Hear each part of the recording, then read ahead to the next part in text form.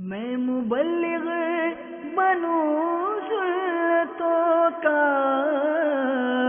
خوب چرچا کروں سنتوں کا، ہو کرم بہر خاک مدینہ۔ الحمد للہ رب العالمین والصلاة والسلام علی سید المرسلین، اما بعد فاعوذ باللہ من الشیطان الرجیم، بسم اللہ الرحمن الرحیم۔ الصلاة والسلام علیک یا رسول اللہ وعلی آلک واصحابک یا حبیب اللہ۔ الصلاة والسلام علیک یا نبی اللہ وعلی آلک واصحابک یا نور اللہ۔ نویت سنت الاعتکاف۔ عاشقان رسول کی 130 حکایات مع مکہ مدینے کی زیارت ہے، امیر علیہ سنت کی بہت ہی پیاری کتاب ہے۔ صفحہ نمبر 68 69 68 69 اور درود شریف کی بہت پیاری فضیلت ہے، سنیے، ایمان تازہ کیجیے۔ حضرت سیدنا ابو الفضل ابن زیرک کو مسانی قدس سرہ الربانی فرماتے ہیں، میرے پاس خراسان سے ایک عاشق رسول آیا اور کہنے لگا، الحمدللہ عز وجل میں مسجد نبوی شریف علی صاحبہ الصلاۃ والسلام میں سویا ہوا تھا کہ جناب رسالت مآب صلی اللہ تعالی علیہ وآلہ وسلم نے مجھ پر خواب میں کرم فرمایا، لبہائے مبارکہ واہ ہوئے، رحمت کے پھول جھڑنے لگے اور الفاظ کچھ یوں ترتیب پائے، جب تو ہمازان جائے تو ابو الفضل ابن زیرک کو میرا سلام کہنا۔ اچھا، وہ عاشق رسول جنہوں نے خواب دیکھا وہ کہتے ہیں، میں عرض گزار ہوا، یا رسول اللہ صلی اللہ تعالی علیہ وسلم ان پر اس کرم کی وجہ؟ فرمایا، وہ روزانہ 100 بار مجھ پر درود پاک پڑھتا ہے۔ سیدنا ابو الفضل رحمۃ اللہ تعالی علیہ فرماتے ہیں، پھر وہ خراسانی مجھ سے کہنے لگا، مجھے بھی وہ درود پاک بتا دیجئے جس کا آپ ورد کرتے ہیں۔ تو میں نے اسے بتایا کہ میں روزانہ 100 یا اس سے زیادہ مرتبہ یہ درود پاک پڑھتا ہوں، اللہم صلی علی محمد النبی الامی وعلی آل محمد جزا اللہ محمدا عنا ما هو اہل۔ اس عاشق رسول نے یہ درود پاک مجھ سے سیکھ لیا اور قسم کھا کر کہنے لگا، میں آپ کو جانتا تھا نہ آپ کا کبھی نام سنا تھا، آپ کے بارے میں مجھے نبی کریم صلی اللہ تعالی علیہ وآلہ وسلم نے ہی بتایا۔ حضرت سیدنا ابو الفضل بن زیرک رحمۃ اللہ تعالی علیہ فرماتے ہیں، میں نے اس خوش نصیب عاشق رسول کو تحفہ پیش کیا تاکہ اپنے پیارے آقا صلی اللہ تعالی علیہ وآلہ وسلم کے بارے میں کچھ مزید اس سے سنوں، لیکن قبول کرنے سے انکار کرتے ہوئے وہ بولا، میں سلطان انبیاء کرام رسول ذی احترام صلی اللہ تعالی علیہ وسلم کا مبارک پیغام پہنچانے کا کوئی دنیاوی بدلہ نہیں چاہتا۔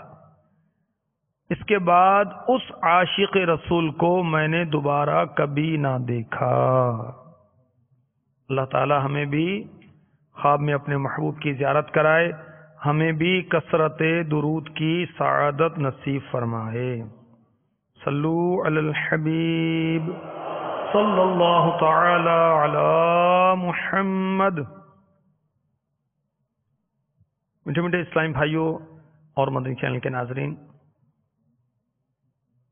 میرے آقا صلی اللہ تعالی علیہ وسلم کے فرمان کا خلاصہ ہے کہ اچھی نیت بندے کو جنت میں پہنچا دیتی۔ فرمایا، نیت المؤمن خیر من عملہ، مسلمان کی نیت اس کے عمل سے بہتر ہے۔ اللہ تبارک و تعالیٰ کی رضا کے لیے ثواب پانے کے لیے اور حسب حال اچھی اچھی نیتوں کے ساتھ آپ اول تا آخر بیان میں شرکت کی سعادت حاصل کیجیے۔ دوزانوں بیٹھ کر سننا بہت اچھا طریقہ ہے، بہت ادب والا طریقہ ہے۔ دوزانوں بیٹھیں جیسے نماز میں اتحیات پڑھتے ہوئے بیٹھتے ہیں، اور تھک جائیں تو جس طرح پھر آسانی ہو مہذب انداز سے بیٹھ جائیں، اور جب کچھ ریلیکس ہوں پھر دوبارہ دوزانوں بیٹھ جائیں بادب بانصیب۔ مزید نیت کیجیے کہ میں موقع کی مناسبت سے عز و جل صلی اللہ تعالی علیہ وآلہ وسلم رضی اللہ تعالی عنہ استغفر اللہ سبحان اللہ ما شاء اللہ انشاء اللہ کہوں گا، انتہائی توجہ کے ساتھ سنوں گا۔ خوش نصیب مسلمان زیارت حرمین طیبین کی سعادت حاصل کر رہے ہیں، سفر کر رہے ہیں اور بعض تیاریاں کر رہے ہیں۔ عاشقان رسول کی کچھ حکایات، حاجیوں کی حکایات کچھ آپ کی خدمت میں پیش کرتا ہوں۔ اللہ ہمیں بھی حج کی سعادت نصیب فرمائے۔ راکب دوش مصطفیٰ سید الاسقیاء برادر شہید کربلا جگر گوشائے فاطمہ دلبند مرتضی سیدنا امام حسن مجتبی رضی اللہ تعالی عنہ، میرے آقا علیہ صلاۃ والسلام کے نواسے شہزادے۔ آپ نے ایک مرتبہ فرمایا میں بہت شرمندہ ہوں، اللہ عز و جل سے کس طرح ملاقات کروں گا؟ افسوس اس کے پاک گھر یعنی کعبہ مشرفہ تک کبھی پیدل چل کر نہیں آیا۔ اس کے بعد حضرت سیدنا امام حسن مجتبی رضی اللہ تعالی عنہ نے 20 مرتبہ مدینہ منورہ سے مکہ مکرمہ حج کے لیے پیدل سفر کیا۔ کتنی مرتبہ؟ 20 مرتبہ، 20 پیدل حج کیا آپ نے۔ منقول ہے ایک مرتبہ آپ نے خانہ کعبہ کا طواف کیا، پھر مقام ابراہیم پر 2 رکعت نماز واجب الطواف ادا کی، پھر اپنا رخسار مبارک مقام ابراہیم پر رکھ دیا اور زار و قطار روتے ہوئے اس طرح مناجات کی، اے میرے رب قدیر عز و جل، تیرا حقیر بندہ تیرے دروازے پر حاضر ہے، تیرا بھکاری تیرے دروازے پر حاضر ہے، تیرا مسکین بندہ تیرے دروازے پر حاضر ہے۔ انہی الفاظ کو بار بار بار بار دہراتے رہے اور روتے رہے۔ اس کے بعد مسجد الحرام سے باہر تشریف لائے تو آپ کا گزر چند مسکینوں کے پاس سے ہوا جو بیٹھے صدقے کی روٹیوں کے ٹکڑے کھا رہے تھے۔ امام حسن مجتبی رضی اللہ تعالی عنہ نے ان مسکینوں کو سلام کیا، انہوں نے جواب دیا اور کھانے کی دعوت دی، تو امام حسن مجتبی رضی اللہ تعالی عنہ بلا تکلف ان کے ساتھ دسترخوان پر بیٹھ گئے۔ فرمایا اگر یہ روٹیوں کے ٹکڑے صدقے کے نہ ہوتے تو میں آپ حضرات کے ساتھ کھانے میں ضرور شرکت کرتا، مگر ہم آل رسول کے لیے صدقہ حرام۔ اس کے بعد آپ ان مسکینوں کو اپنی قیام گاہ پر ساتھ لائے اور سب مسکینوں کو عمدہ کھانا کھلایا، پھر رخصت ہوتے وقت سب کو درہم یعنی چاندی کے سکے بھی عنایت فرمائے۔ امام حسن مجتبی رضی اللہ تعالی عنہ نے 20 دفعہ پیدل حج کیا۔ کاش ہمیں بھی حج کی سعادت نصیب ہو جائے۔ آئیے دعا کرتے ہیں۔ یا خدا حج پہ بلا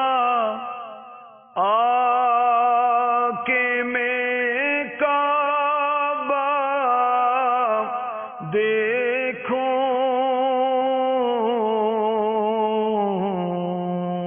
یا خدا حج پہ بلا آ کے میں کعبہ دیکھوں یا خدا حج پہ بلا آ کے میں کعبہ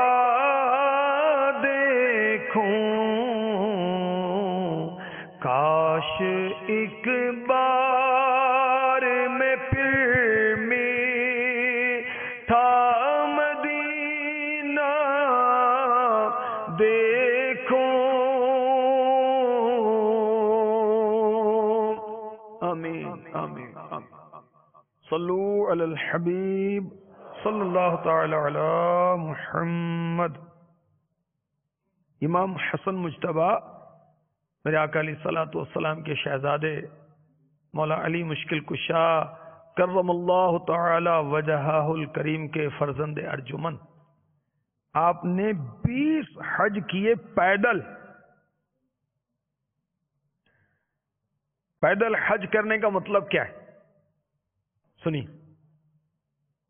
مفتی احمد یار خان نعیمی رحمۃ اللہ تعالی علیہ مرآت جلد 4 صفحہ 153 پر لکھتے ہیں پیدل حج سے مراد ہے مکہ مکرمہ سے عرفات جانا آنا. یعنی کہ وہ پاکستان سے پیدل جائے، اپنے ملک سے پیدل جائے، مکہ مکرمہ سے عرفات پیدل جائے اور عرفات سے واپس مکے جو پیدل آئے، یہ اس کا پیدل حج کہلائے گا. اور پیدل حج کی فضیلت یہ ہے سبحان اللہ، میرے آقا دو عالم کے داتا میٹھے میٹھے مصطفیٰ صلی اللہ تعالی علیہ وسلم نے ارشاد فرمایا جو مکے سے پیدل حج کو جائے یہاں تک کہ مکے واپس آئے، اس کے لیے ہر قدم پر 700 نیکیاں حرم شریف کی نیکیوں کے مثل لکھی جائیں گی. کہا گیا حرم کی نیکیوں کی کیا مقدار ہے؟ فرمایا ہر نیکی 1,00,000 نیکی ہے. تو اس حساب سے ہر قدم پر پیدل حج کرنے والے کو ہر قدم پر 7 کروڑ نیکیاں عطا ہوئیں. واللہ ذو الفضل العظیم. یا خدا حج پہ بلا کے میں کعبہ دیکھوں کاش ایک بار میں پھر میٹھا مدینہ دیکھوں. آمین. میٹھے میٹھے اسلام بھائیوں، مدنی چینل کے ناظرین، امام حسن مجتبی رضی اللہ تعالی عنہ نے 20 پیدل حج کیے. سنیے اس کی ایک اور فضیلت. حضرت سیدنا ابن عباس رضی اللہ تعالی عنہما نے فرمایا مجھے کسی چیز کا کوئی افسوس نہیں سوائے اس کی کہ میں نے پیدل حج نہیں کیا، کیونکہ میں نے حضور نبی اکرم صلی اللہ تعالی علیہ وسلم کو فرماتے ہوئے سنا جس نے سوار ہو کر حج کیا اس کو ہر قدم پر 1 نیکی ملے گی، اور جس نے پیدل حج کیا اس کو ہر قدم چلنے پر حرم کی 70 نیکیاں ملیں گی. اور مدنی چینل کے ناظرین، آپ نے یہ بھی سنا کہ امام حسن مجتبی رضی اللہ تعالی عنہ نے غریبوں کو، مسکینوں کو گھر پر بلایا، اچھا کھانا کھلایا اور واپسی پر دراہیم بھی عطا فرمائے. یاد رکھیے غریبوں سے محبت کرنا سنت انبیاء ہے. غریبوں کو حقیر نہیں جاننا چاہیے، غریبوں کو دھتکارنا نہیں چاہیے. مالداروں کے جنازوں میں رش لگ جاتا ہے، مالداروں کی دعوت میں جا کے جلدی جلدی پہنچ جاتے ہیں، غریبوں کو کوئی پوچھتا نہیں ہے، سیدھے منہ بات نہیں کرتے. یہ اچھی بات نہیں. ہمارے آقا کے شہزادے، ہمارے آقا کے نواسے امام حسن مجتبی سید الاسقیاء رضی اللہ تعالی عنہ نے کیسی خیر خواہی فرمائی غریبوں کی. اور سنیے میرے آقا علیہ الصلوۃ والسلام کیا فرماتے ہیں. فرماتے ہیں ہر چیز کی چابی ہوتی ہے، اور جنت کی چابی مسکینوں فقیروں سے محبت کرنا ہے، اور صبر کرنے والے فقراء بروز قیامت اللہ عز و جل کے قرب میں ہوں گے. غریبوں سے محبت کرنا تو جنت کی چابی.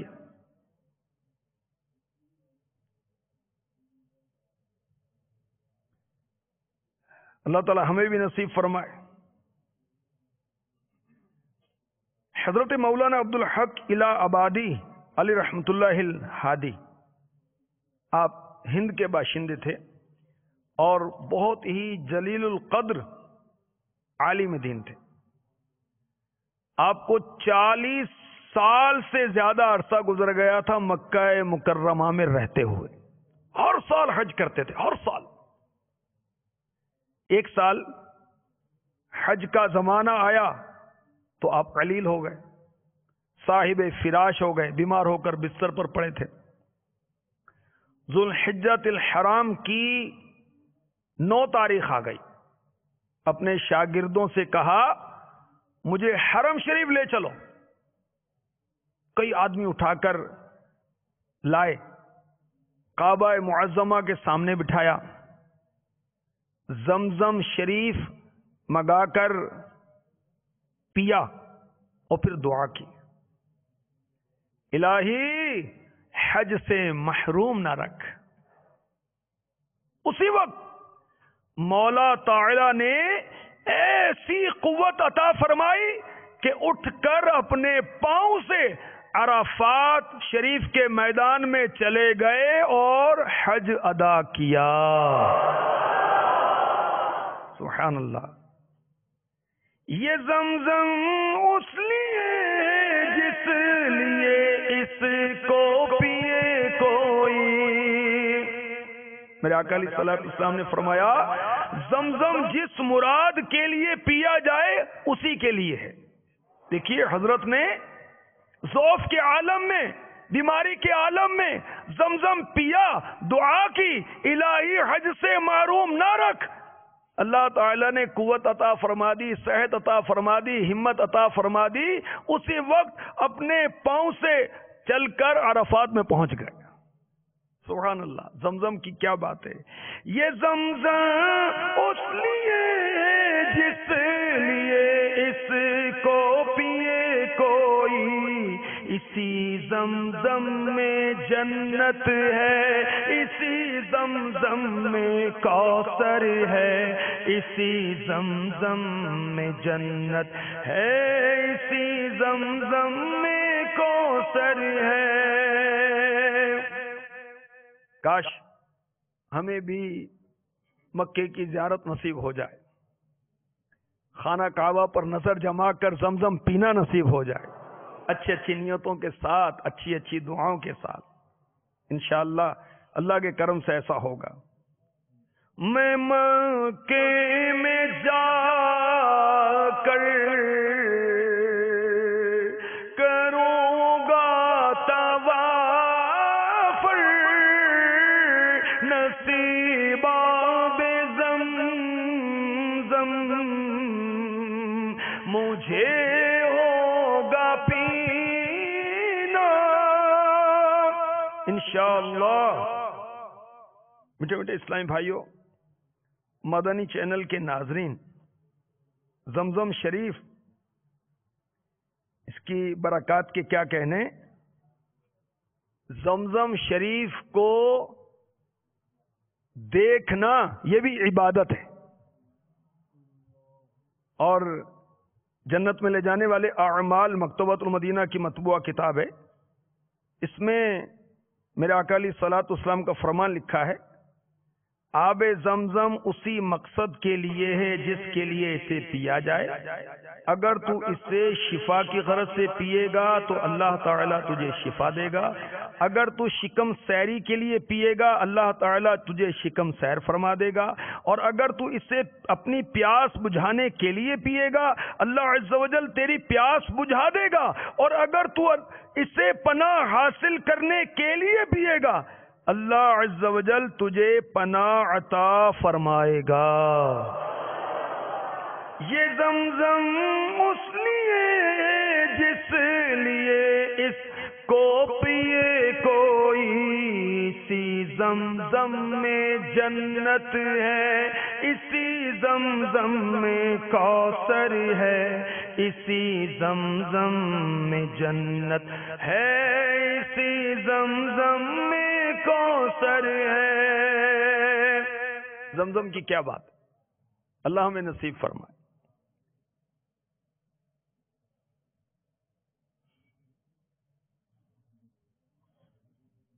آب زمزم شریف پینے کی دعا آپ کو بتاؤں، اللہم انی اسألک علما نافعا ورزقا واسعا وشفاء من کل داء، اے اللہ میں تجھ سے نفع دینے والے علم، وسیع رزق اور ہر بیماری سے شفا کا سوال کرتا ہوں۔ اب حاجی آتے ہیں اور زمزم لاتے ہیں اور پلاتے ہیں، وہ دعائیں ہم کو یاد ہی نہیں ہوتی بھائی، بہت ساری دعائیں ہمارے آقا علیہ الصلوۃ والسلام کی، اور یہ بھی بہت پیاری دعا ہے۔ یہ حضرت ابن عباس رضی اللہ عنہما سے منقول دعا ہے، المستدرک میں یہ لکھا ہے۔ تو اس دعا کو یاد کرنے کے لیے میں آپ کو مشورہ دیتا ہوں کہ آپ دعوت اسلامی کے ہفتہ وار اجتماع کے بعد جو حلقے لگتے ہیں اس میں شرکت کریں۔ اس طرح کی بہت ساری دعائیں یاد کرائی جاتی ہیں، مدنی قافلوں میں سفر کریں، مدرسۃ المدینہ بالغان جو ہوتے ہیں نا دعوت اسلامی کے، جس میں ہزاروں اسلامی بھائی فی سبیل اللہ پڑھاتے ہیں، پڑھتے ہیں، یہ پڑھنے پڑھانے والے ہزاروں ہیں، اسلامی بہنوں کو پڑھاتی ہیں، وہ بھی فی سبیل اللہ۔ تو الحمدللہ قرآن بھی پڑھایا جاتا ہے، درست مخارج سے دعائیں بھی یاد کرائی جاتی ہیں، نماز بھی یاد کرائی جاتی ہے، دیگر ضروری مسائل بھی سکھائے جاتے ہیں۔ مزید سنیے کہ جب کرم ہوتا ہے تو کس طرح حج کی صورتیں بنتی ہیں، سبحان اللہ۔ ہند میں ایک گھاس کاٹنے والے بوڑھے صاحب، ان کو 9 ذوالحجۃ الحرام خیال آیا آج یوم عرفہ ہے، یعنی وہ دن جس میں حجاج کرام میدان عرفات میں جمع ہوتے ہیں، ان کو خیال آیا کہ آج تو یوم عرفہ ہے، خوش نصیب حجاج کرام میدان عرفات میں جمع ہوں گے۔ یہ خیال آتے ہی بوڑھے صاحب نے ایک بڑے درد کے ساتھ وہ کھینچی، حسرت کی، کاش میں بھی حج سے مشرف ہوا ہوتا۔ قدوۃ القبریٰ محبوب یزدانی حضرت سیدنا شیخ سید اشرف جہانگیر سمنانی قدس سرہ الربانی قریب ہی تشریف فرما تھے۔ انہوں نے اس بوڑھے میاں کی، بوڑھے صاحب کی حسرت بھری آواز سنی تو فرمایا ادھر آئیے۔ بوڑھے صاحب قریب آئے، اب زبان سے نہیں، صرف دست مبارک سے اشارہ فرمایا جائیے۔ اشارہ ہوتے ہی اس بوڑھے صاحب نے ہاتھوں ہاتھ اپنے آپ کو مسجد الحرام میں، مکہ مکرمہ کی مسجد الحرام میں عین کعبے کے سامنے کھڑا پایا، جھوم جھوم کر طواف شروع کر دیا، عرفات پہنچے، دیگر مناسک کے حج یعنی حج کے افعال ادا کیے، حج کے ایام پورے ہوئے۔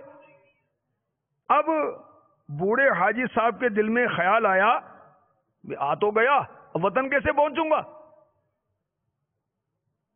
اللہ والوں کی شان دیکھیے کہ جیسے ہی یہ خیال آیا، حضرت سیدنا شیخ جہانگیر سمنانی قدس سرہ الربانی کو اپنے سامنے کھڑا پایا. فرمانے لگے جائیے. بوڑھے حاجی صاحب نے جو ہی سر اٹھایا تو ہند میں اپنے آپ کو اپنے گھر میں پایا. اللہ ملے حج کی اسی سال سعادت، اسی سال سعادت. اللہ ملے حج کی اسی سال سعادت، اسی سال سعادت. بدکار کو پھر روزہ محبوب دکھا دے، بدکار کو پھر روزہ محبوب دکھا دے. آمین. صلو علی الحبیب صلی اللہ تعالی علی محمد.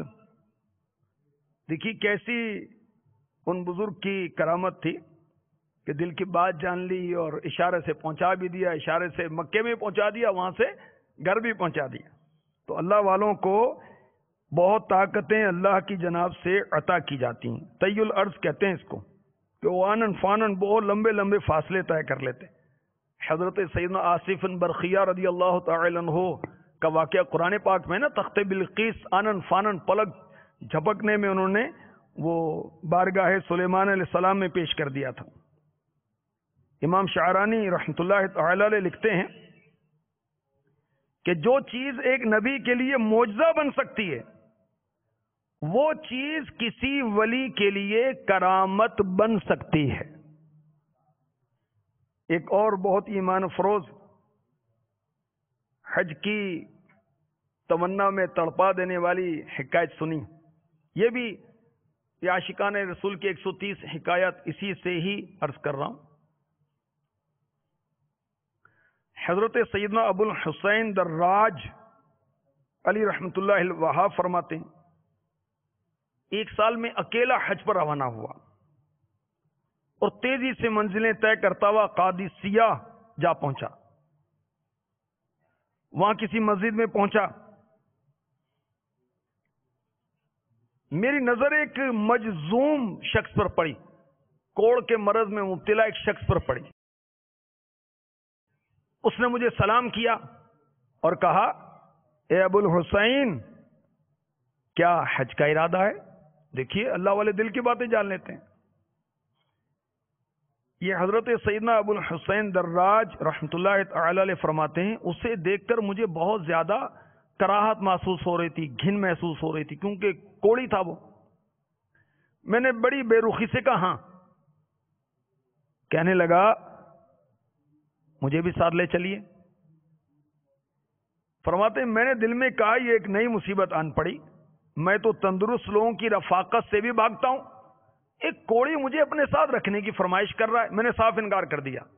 وہ بڑی لجاجت سے بولا، آپ کی بڑی مہربانی ہوگی، مجھے ساتھ لے لیجیے. فرماتے ہیں میں نے قسم کھا لی، خدا کی قسم میں ہرگز تمہیں اپنا رفیق نہ بناؤں گا. اس نے کہا ابو الحسین اللہ عز و جل کمزوروں کو ایسا نوازتا ہے کہ طاقتور بھی حیران رہ جاتے ہیں. یہ فرماتے میں نے کہا تم ٹھیک کہتے ہو، مگر میں تمہیں ساتھ نہیں رکھ سکتا.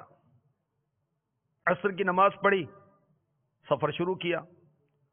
صبح کے وقت ایک بستی میں پہنچا تو میں حیران رہ گیا، اسی کوڑی شخص کو میں نے وہاں پایا. اس نے مجھے دیکھتے ہی سلام کیا، بولا اللہ عز و جل کمزوروں کو ایسا نوازتا ہے کہ طاقتور بھی حیران رہ جاتے ہیں. اس کی بات سن کر فرماتے ہیں کہ مجھے عجیب و غریب اس شخص کے بارے میں خیالات آنے لگے. بہرحال میں روانہ ہوا. ایک اور مقام کرعا پہنچا، نماز پڑھنے کے لیے مسجد میں داخل ہوا تو اس مسجد میں بھی اسی شخص کو بیٹھے ہوئے دیکھا. اس نے دیکھتے کہا ابو الحسین اللہ عز و جل کمزوروں کو ایسا نوازتا ہے کہ طاقتور بھی حیران رہ جاتے ہیں. یہ سن کر کہتے ہیں کہ میں رونے لگا، رقت طاری ہو گئی مجھ پر. میں نے بڑے ادب سے عرض کی حضور میں اللہ غفار سے معافی کا طلبگار ہوں اور آپ سے بھی درگزر کا خواستگار ہوں، مجھے معاف فرما دیجیے. فرمانے لگے یہ آپ کیسی باتیں کر رہے ہیں؟ میں نے عرض کی مجھ سے بہت بڑی غلطی ہو گئی کہ آپ کے ساتھ سفر نہ کیا، برائے کرم مجھے معافی سے نوازتے ہوئے شریک سفر کر لیجیے. فرمایا آپ مجھے ساتھ نہ رکھنے کی قسم کھا چکے ہیں اور میں آپ کی قسم نہیں توڑوانا چاہتا. فرماتے میں نے کہا اچھا پھر اتنا کرم فرما دیجئے ہر منزل پر اپنی زیارت کی ترکیب فرما دیجئے گا. فرمایا انشاءاللہ. پھر وہ میری نگاہوں سے اوجھل ہو گئے. میں بھی آگے بڑھ گیا. اللہ عز و جل کے اس نیک بندے کی برکت سے باقی سفر میں مجھے بھوک اور پیاس اور تھکاوٹ کا احساس تک نہ ہوا. الحمدللہ عز و جل مجھے ہر منزل پر اس بزرگ کی زیارت ہوتی رہی، یہاں تک کہ میں مدینے پہنچ گیا. پھر میں مکہ معظمہ حاضر ہوا.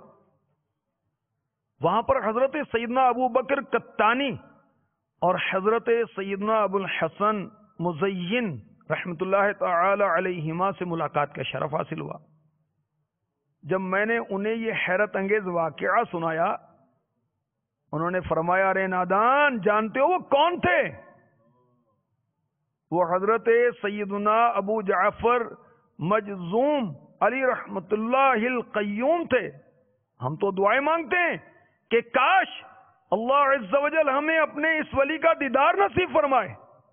سنو، اب جب بھی تمہاری ان سے ملاقات ہو تو ہمیں ضرور بتانا. 10ویں ذو الحجہ الحرام کو جب میں نے، یہ بزرگ فرما رہے ہیں حضرت سیدنا ابو الحسین دراج رحمت اللہ علیہ، میں نے جمرۃ العقبہ بڑے شیطان کو کنکریاں ماری، رمی کی اس کی، تو کسی شخص نے مجھے اپنی طرف کھینچا، کہا ابو الحسین السلام علیکم. فرماتے ہیں جیسے میں نے پیچھے مڑ کر دیکھا تو میرے سامنے وہی بزرگ حضرت سیدنا ابو جعفر مجذوم موجود تھے. دیکھتے ہی مجھ پر رقت طاری ہوگی، میں روتے روتے بے سدھ ہو کر گر پڑا. میرے حواس بحال ہوئے تو وہ بزرگ تشریف لے جا چکے تھے. پھر آخری دن طواف رخصت کر کے مقام ابراہیم پر 2 رکعت نماز پڑھنے کے بعد میں نے جیسے ہی دعا کے لیے ہاتھ اٹھائے، اچانک کسی نے مجھے اپنی طرف کھینچا. دیکھا تو حضرت سیدنا ابو جعفر مجذوم تھے رحمت اللہ تعالی علیہ. فرمانے لگے ابو الحسین گھبرانے شور مچانے کی ضرورت نہیں، بے فکر رہیے. فرماتے میں خاموش رہا. میں نے اللہ کی بارگاہ میں 3 دعائیں کی اور انہوں نے میری ہر دعا پر آمین کہا. اس کے بعد وہ بزرگ میری نظروں سے اوجھل ہو گئے اور دوبارہ نظر نہیں آئے. میری 3 دعائیں یہ تھیں. نمبر 1، اے میرے پاک پروردگار عز و جل، میرے نزدیک فقر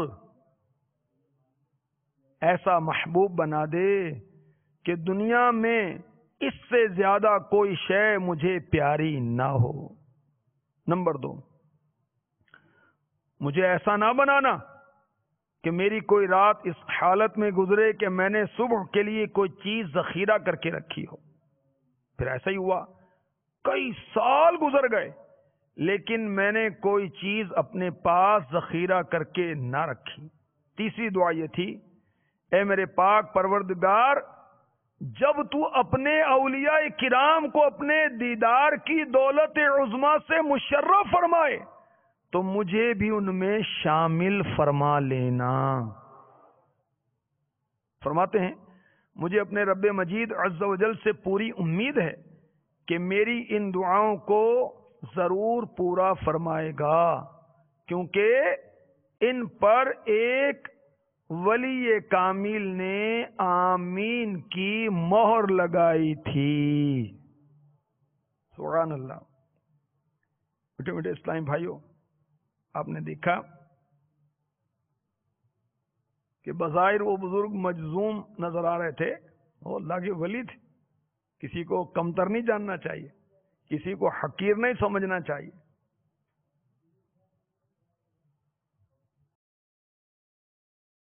جہنم میں لے جانے والے اعمال میں حضرت سیدنا امام احمد بن حجر مکی شافعی علیہ رحمۃ اللہ الکوی لکھتے ہیں، یہ سورہ حجرات کی آیت نمبر 11 کے تحت، یا ایھا الذین آمنوا لا یسخر قوم من قوم عسى ان یکونوا خیرا منهم ولا نساء من نساء عسى ان یکن خیرا منہن۔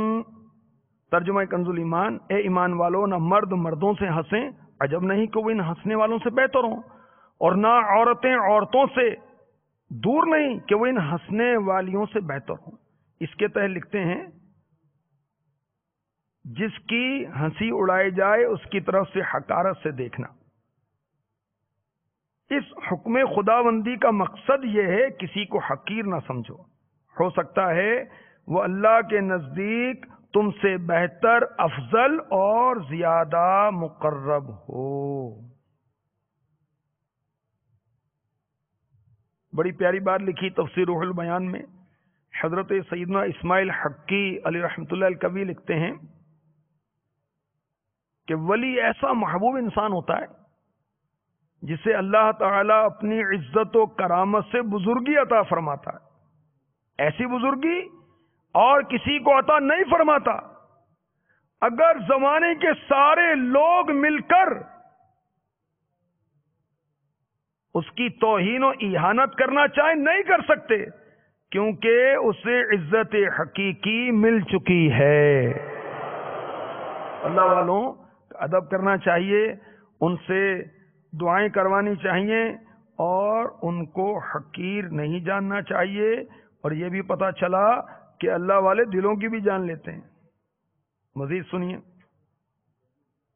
امیر علیہ سنت عاشقان رسول کی 130 حکایات، صفحہ نمبر 84 پر لکھتے ہیں، حضرت علامہ ابو الفرج عبد الرحمن بن علی بن جوزی علیہ رحمۃ اللہ القوی اپنی کتاب عیون الحکایات میں تحریر کرتے ہیں، ایک پرہیزگار شخص کا بیان ہے، میں مسلسل 3 سال سے حج کی دعا کر رہا تھا، لیکن میری حسرت پوری نہ ہوئی۔ چوتھے سال حج کا موسم بہار تھا اور دل آرزو حرم میں بے قرار تھا۔ ایک رات جب میں سویا تو میری قسمت انگڑائی لے کر جاگ اٹھی۔ الحمدللہ عز وجل میں خواب میں جناب رسالت مآب کی زیارت سے شرف یاب ہوا۔ فرمایا تم اس سال حج کے لیے چلے جانا۔ یہ پرہیزگار شخص جو ہیں یہ فرماتے ہیں کہ میری آنکھ کھلی، دل خوشی سے جھوم رہا تھا۔ سرکار مدینہ صلی اللہ تعالی علیہ وسلم کی یہ میٹھی میٹھی آواز کانوں میں رس گھول رہی تھی، تم اس سال حج کے لیے چلے جانا۔ بارگاہ نبوت سے حج کی اجازت مل چکی تھی، میں بہت فرحاں شاداں تھا۔ اچانک یاد آیا میرے پاس تو سفر کا خرچہ ہی نہیں ہے۔ یہ خیال آتے پھر غمگین ہو گیا۔ دوسری شب محبوب رب شہنشاہ عرب صلی اللہ علیہ وسلم نے خواب میں پھر کرم فرمایا، لیکن میں اپنی غربت کا ذکر نہ کر سکا۔ تیسری رات بھی خواب میں بارگاہ رسالت سے حکم ہوا تم اس سال حج کو چلے جانا۔ میں نے سوچا اگر مکی مدنی سرکار صلی اللہ تعالی علیہ وسلم چوتھی بار خواب میں تشریف لائے تو میں اپنی مالی حالت کے متعلق عرض کر دوں گا۔ کیا پلے زر نہیں رکھتے سفر سرور نہیں، تم بلا لو تم بلانے پر ہو قادر یا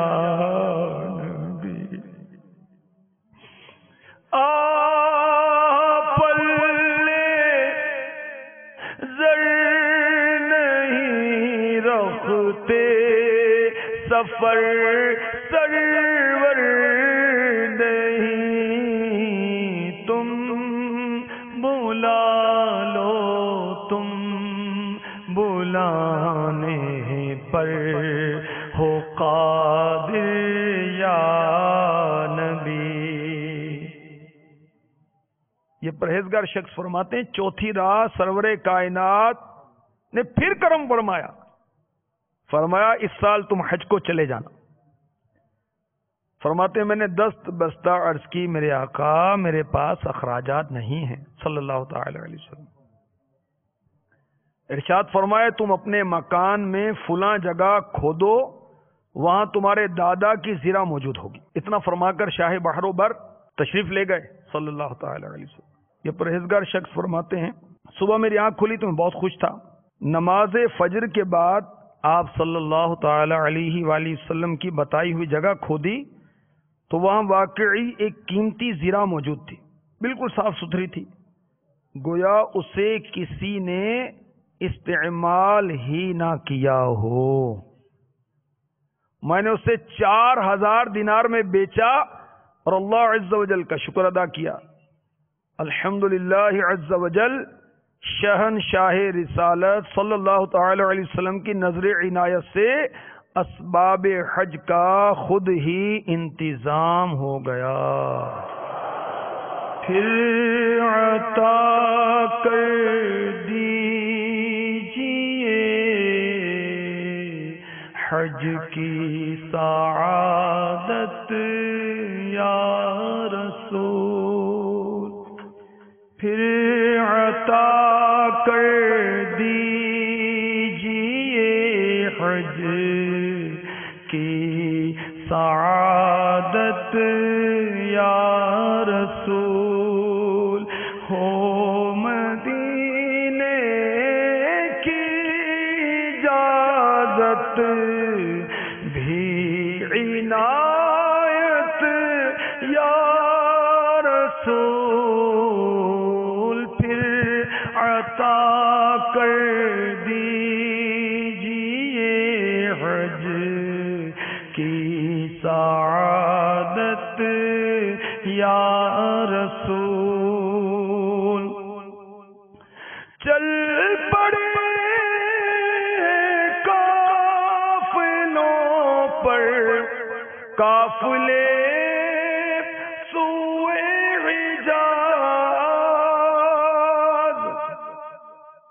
چل پڑے قافلوں پر قافلے سوئے حجاز. میرا جاتا ہوں ہائے جان رحمت یا رسول. میرا جاتا ہوں ہائے جان رحمت یا رسول. میرا جاتا ہوں ہائے جان رحمت یا رسول. میں رہا جاتا ہوں ہائے جان رحمت یا رسول. صلو علی الحبیب صلی اللہ تعالی علی محمد. توبوا الی اللہ.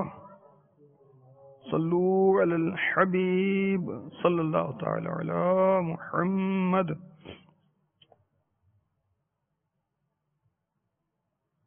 حضرت سیدنا علی بن موفق علی رحمت اللہ الحق فرماتے ہیں میں نے حج کی سعادت حاصل کی،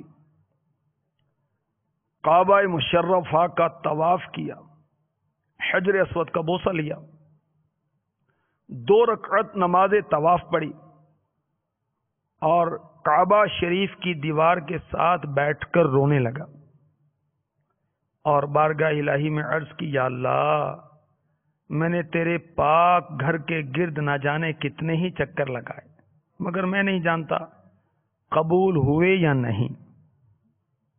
فرماتے ہیں مجھ پر غنودگی طاری ہو گئی، میں نے ایک غیبی آواز سنی، اے علی بن موفق، میں نے تیری بات سن لی ہے، کیا تو اپنے گھر میں صرف اسی کو نہیں بلاتا جس سے تو محبت کرتا ہے؟ سبحان اللہ۔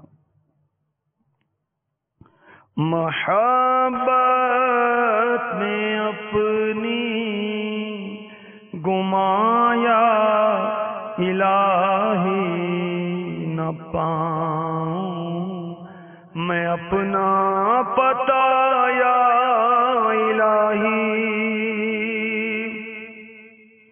رہوں مست و بے خود میں تیری ولا میں، رہوں مست و بے خود میں تیری ولا میں، پلا جام ایسا پلایا الہی، پلا جام ایسا پلایا الہی۔ صلو علی الحبیب صلی اللہ تعالی علیہ وسلم۔ حضرت سیدنا محمد بن منقدر، انہوں نے 33 حج ادا کرنے کی سعادت پائی۔ آخری حج میں میدان عرفات کے اندر مناجات کرتے ہوئے عرض کی، یا اللہ عز وجل، تو جانتا ہے میں نے اسی عرفات میں 33 بار وقوف کیا،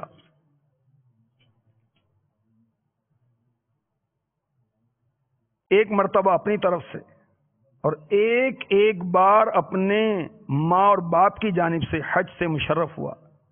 یا رب عز وجل، میں تجھے گواہ بناتا ہوں کہ میں نے باقی 30 حج اس شخص کو ہبہ کر دیے، یعنی تحفے میں دے دیے، جو یہاں عرفات میں ٹھہرا لیکن اس کا وقوف عرفہ قبول نہ کیا گیا۔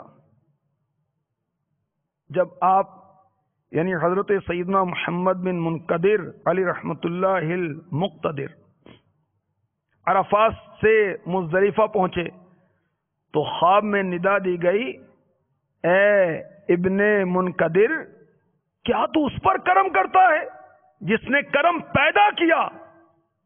کیا تو اس پر سخاوت کرتا ہے جس نے سخاوت پیدا فرمائی؟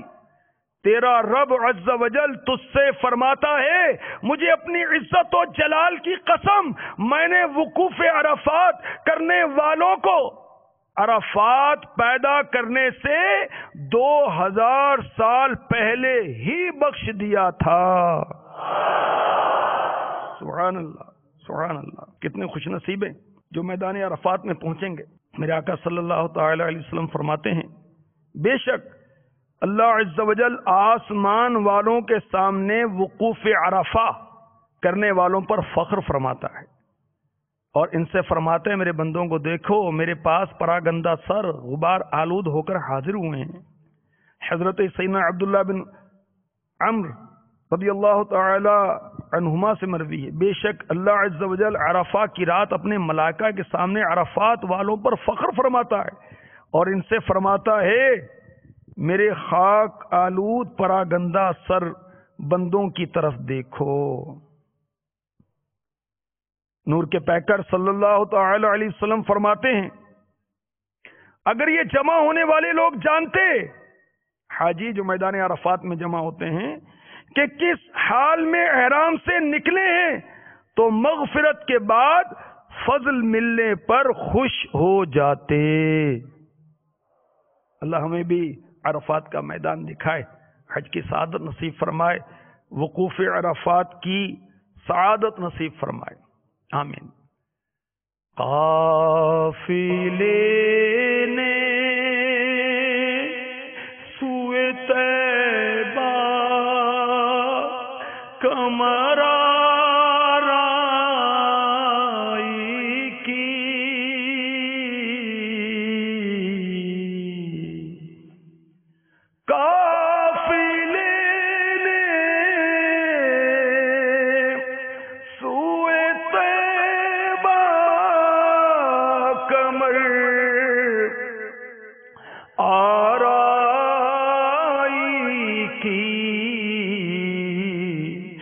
مشکل آسان الہی میری تنہائی کی،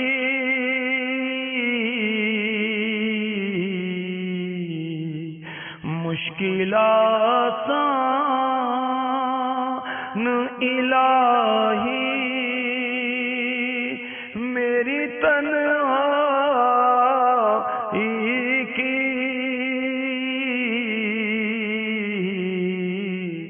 اللہ تبارک و تعالی ہمیں بھی زیارت مکہ و مدینہ کے شرف سے مشرف فرمائے، آمین بجاہ النبی الامین صلی اللہ تعالی علیہ وآلہ وسلم۔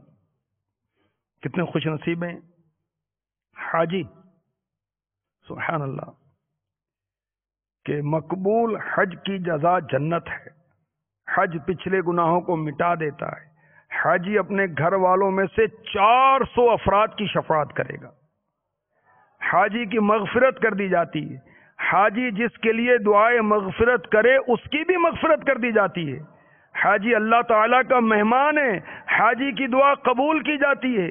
حاجی مکہ مکرمہ سے پیدل حج کو جائے، ہر قدم کے بدلے 7 کروڑ نیکیاں اس کو عطا کی جاتی ہیں۔ حاجی کی فقر و تنگدستی مٹا دی جاتی ہے۔ حج بوڑھوں، کمزوروں اور عورتوں کا جہاد ہے۔ جو حاجی سفر حج میں مر جائے، بروز قیامت اپنی قبر سے بآواز بلند تلبیہ پڑھتے اٹھے گا۔ تلبیہ کیا ہے؟ لبیک اللہم لبیک لبیک لا شریک لک لبیک ان الحمد والنعمت لک والملک لا شریک لک لبیک اللہم لبیک لبیک لا شریک لک لبیک ان الحمد والنعمت لک والملک لا شریک لک لبیک اللہم لبیک لبیک لا شریک لک لبیک ان الحمد والنعمت لک والملک لا شریک لک۔ حاجی کو دوران سفر حج 1 روپیہ خرچ کرنے کے بدلے میں 10 لاکھ روپے خرچ کرنے کا اجر و ثواب عطا کیا جاتا ہے۔ حاجی جب تلبیہ پڑھتا ہے، لبیک اللہم لبیک لبیک لا شریک لک لبیک ان الحمد والنعمت لک والملک لا شریک لک، تو دائیں بائیں طرف کی زمین کی انتہا تک موجود درخت، پتھر، مٹی اس کے ساتھ تلبیہ پڑھتے ہیں۔ حاجی طواف خانہ کعبہ کا شرف حاصل کرتا ہے تو اس پر 60 رحمتوں کا نزول ہوتا ہے۔ حاجی مسجد الحرام میں نماز پڑھتا ہے تو اس پر 40 رحمتوں کا نزول ہوتا ہے۔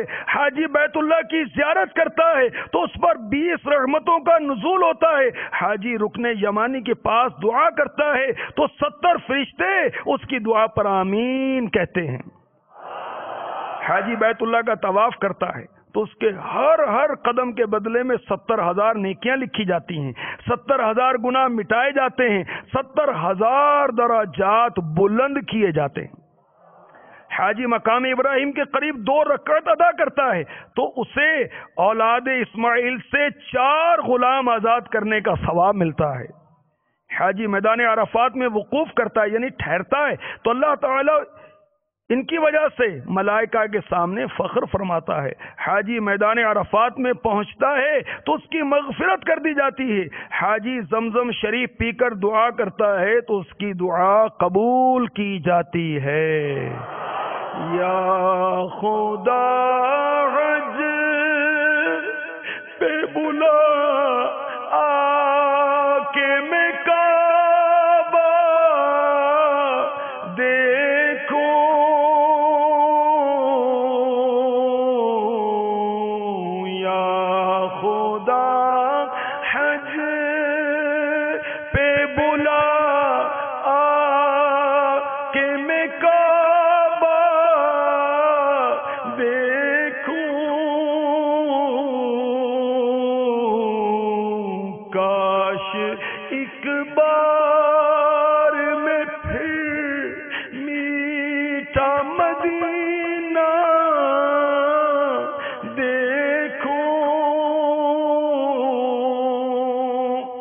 آمین آمین آمین بجاہ النبی الامین صلی اللہ تعالی علیہ وآلہ وسلم۔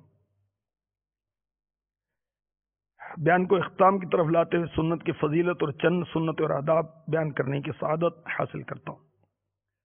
تاجدار رسالت، شہنشاہ نبوت، مصطفیٰ جان رحمت، شمع بزم ہدایت، نوشہ بزم جنت صلی اللہ تعالی علیہ وسلم کا فرمان جنت نشان، جس نے میری سنت سے محبت کی اس نے مجھ سے محبت کی، جس نے مجھ سے محبت کی وہ جنت میں میرے ساتھ ہوگا۔